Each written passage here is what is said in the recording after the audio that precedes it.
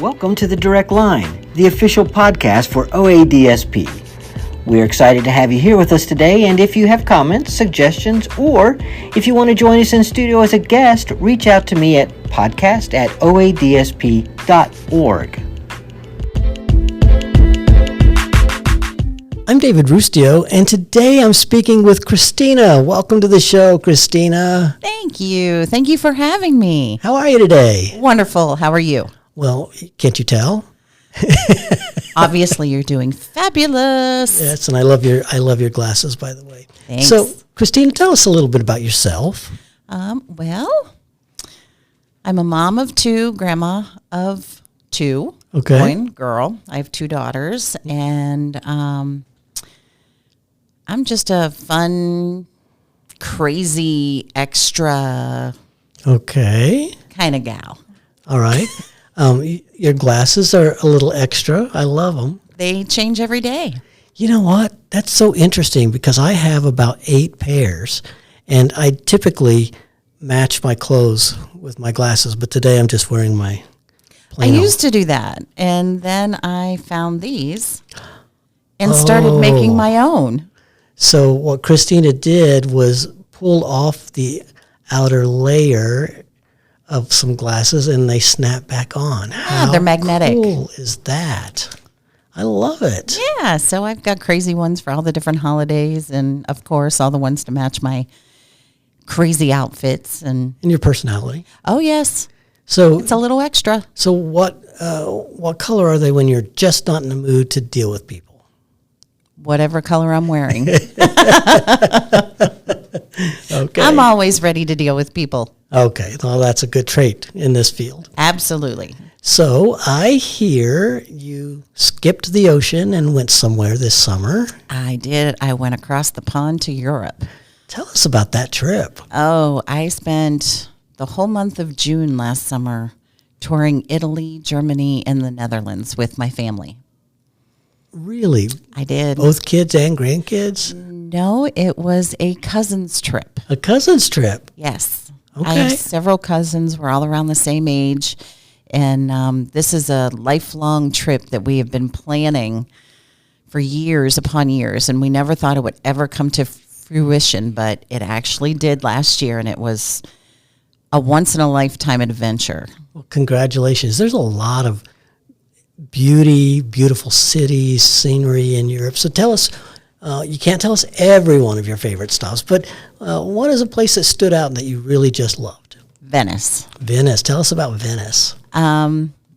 It was just very interesting, very clean. Okay. It's the canals, you get lost very easily. The bridges, you think you're going over a different bridge and you've crossed over the same one like 4 times. Right, yeah. It's very high end. Okay. Did not realize that, you have to have a certain amount of income to enter some of the stores in Venice. Sure. They have a completely separate island that they bury their dead. Really? Yes, they do. They do not lay any of their deceased to rest on the same island that people are living. Interesting. It was very interesting. And it's the only island over there that has trees. Now that's kind of cool, I guess. So where people are buried are where the trees are. Yes. Okay. Yes. And you have to take a ferry To get there? to get there. And they have funeral boats when someone passes that will carry the family and the deceased over to the cemetery island. I forget what it was actually called. Sure, but sure. I just found that to be completely odd Right. coming from the United States. Sure. Yeah. That's nothing like what we would have assumed happens. No, because we generally will go visit grave sites, birthdays, holidays. We like to put flowers and Right, wreaths and right. things like that. They don't. That's They don't. just not their tradition. No, they do not tend to visit very often. Okay. So what was your favorite meal when you were on this lifelong trip? Oh, Where did you have it? goodness, everything. Every meal that I had while I was in Europe, whether it was in Italy, Germany, or the Netherlands, was amazing. The food tastes different in Europe. Very different. There's no additives, Right. preservatives. It is It's just flavorful compared to what we're used to here. yes. I like to go to Europe, and when I was in Spain, Barcelona, two things to match kind of your story: spotless. There was no trash anywhere, and if there was trash, somebody was about to pick it up. I mean, Yes. they're just all over that. But the food does not taste the way that it tastes here, No, not at all. and it's much better. Yeah. And it's much better for you. Well, sure. Yeah, they're just, there's a lot more restrictions over there, but, it's kind of good, I thought. Yes. I think we need more restrictions on our foods here in the United States. Yeah, that's never going to happen, but, Probably not, because then companies would start losing money. right, yeah. We just process things way too much. Yeah. The first time I was in Europe, I went to a McDonald's. Now, this was decades ago. And the McDonald's burger that I had tasted nothing like the McDonald's burger we get here. I only saw fast food restaurants in the airports, in the train stations. Yep. You don't see them out in the cities. No, they aren't. Yeah, I went, this was when I was an exchange student. And so, we made a trip, to Sweden to get McDonald's. That's all we went for. And then back to Denmark. Oh, goodness.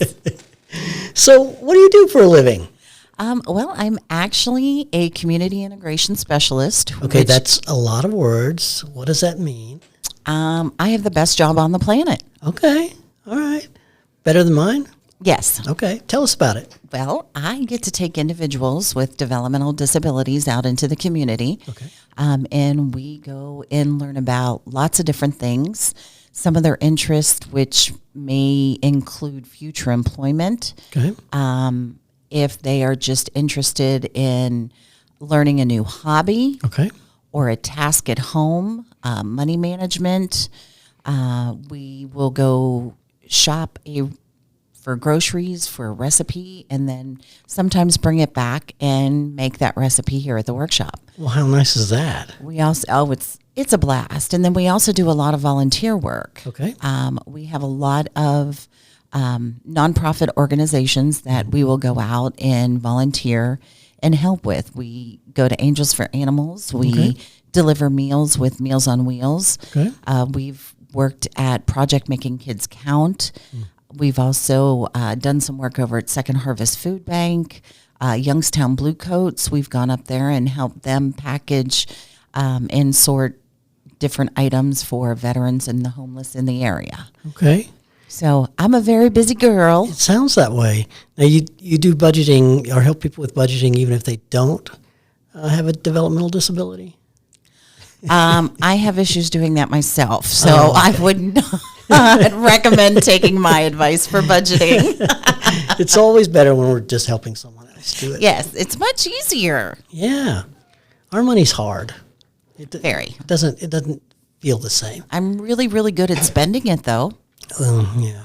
I don't want to talk about that. You spend it on glasses or frames or the. No, I make them. I'm very crafty. Oh, Yes. I missed that. You make them. I make them. Okay, you're too impressive. Not really. I'm just extra. Okay, and everyone knows what that means. Yes, We especially around here. We all have an extra friend or family member. That's right. There's one in every family. Oh, is there a story that you're willing to tell about a person that you've worked with? You don't have to name their names, but some event or some happening, and it just kind of sticks out as a great moment. Oh, there are so many. I know, but we don't have all day. Why not? That's hard to pick just one. Pick a favorite. With the job that I do, everyone is just so individually unique. Does anybody in particular just put a smile on your face when you see them coming? Every single one of them. Listen, you're not making this easy. I told you, I have the best job on the planet. You cannot have a bad day. Okay, tell us a success story. Okay, well, I was working with an individual on showing them how to stock like foods and snacks and things like that. Okay. And it was just, I worked with her maybe 4 weeks. Okay, it's a long time. Yeah. Well, and then I found out that she actually went out, sought employment, and got a job using the tasks and the information that I had taught her. In 4 weeks. Yes. That's remarkable. So that was a very proud moment for me to know that she went and utilized the tasks and the things that I taught her. Yeah. And was able to go out and get gainful employment. That's wonderful. That was huge Yes. for me. That was one of the huge ones. And for them as well. Yes. Now, you mentioned that as part of your job. I don't know, did we talk about where you work? No, I work at Masco Industries. Now, that's a itty-bitty one building shop, right? Not really. No, not really. We are a part of the United Network Alliance, and Masco is just one of the workshop buildings. And then we've got Fairhaven Industries, and they have 2 buildings, and Portage Industries, and they've also got a workshop up there. So you're all over the place. No, I just work here in No, I mean Masco. the company. Oh, Masco. the company. Well, United Network Alliance is everywhere, Sure. but Masco is here in Boardman, and that's the building that I do work out of. And you seem to like it. I love it. I am a veteran school bus driver. Really? I am, and I drove for almost 15 years, and I thought I had the perfect job As a school bus driver. as a school bus driver.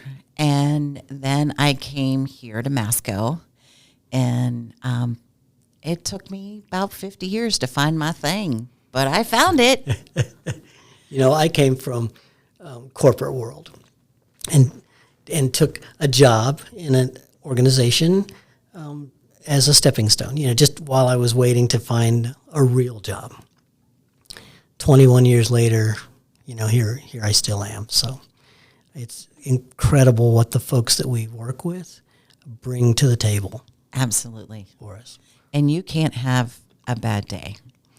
And if you come in and you're having a rough go of it, They're going to fix that. they are going to fix that within seconds. Yeah.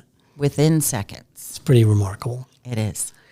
Well, Christina, thank you so much for your time today. Absolutely. I enjoyed our conversation, and we'll see you soon. All right. Sounds great. Thank you so much for having me. Have a great day. Thank you. Bye-bye. Thanks for listening, and join us next time on The Direct Line.